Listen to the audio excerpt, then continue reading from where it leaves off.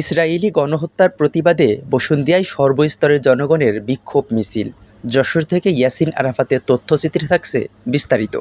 যশোর সদর উপজেলা বসুন্ধিয়া ইউনিয়নের সর্বস্তরের জনগণের উদ্যোগে ইসরায়েলি গণহত্যার প্রতিবাদে বিক্ষোভ সমাবেশ অনুষ্ঠিত হয়েছে। সোমবার ৭ এপ্রিল বিকালে আসরের নামাজের পরে বসুন্ধিয়া ইউনিয়নের বসুন্ধিয়া মোড় কাঁচাবাজার জামে মসজিদের সেক্রেটারি আব্দুল আলিমের তত্ত্বাবধানে বসুন্ধিয়ার সর্বস্তরের সকল দলের মানুষ মিছিলে উপস্থিত হয়। বসুন্ধিয়া মোড় কাঁচাবাজার জামে মসজিদের ইমাম মাহমুদুল হাসান বিন মেহেদি তার বক্তব্যে বলেন, ইসরায়েলি বাহিনী আমাদের ফিলিস্তিন মুসলিম ভাইবোনদের উপর বোমা নিক্ষেপ করে তাদের হত্যা করছে।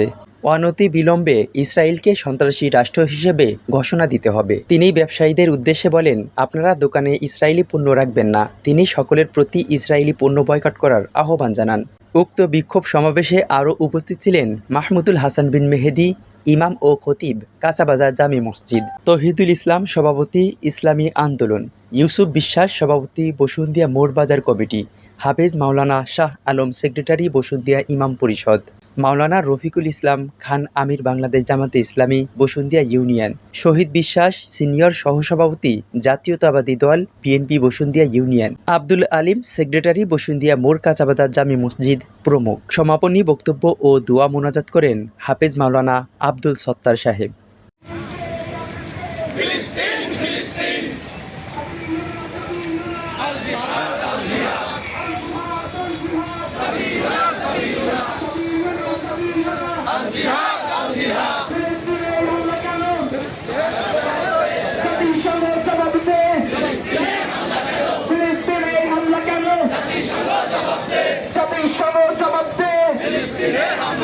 ইসরায়েলের পণ্য বয়কট করো, করতে হবে।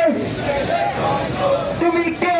আল্লাহু আকবার, নারায়ে তাকবীর, আল্লাহু আকবার, ইসলামের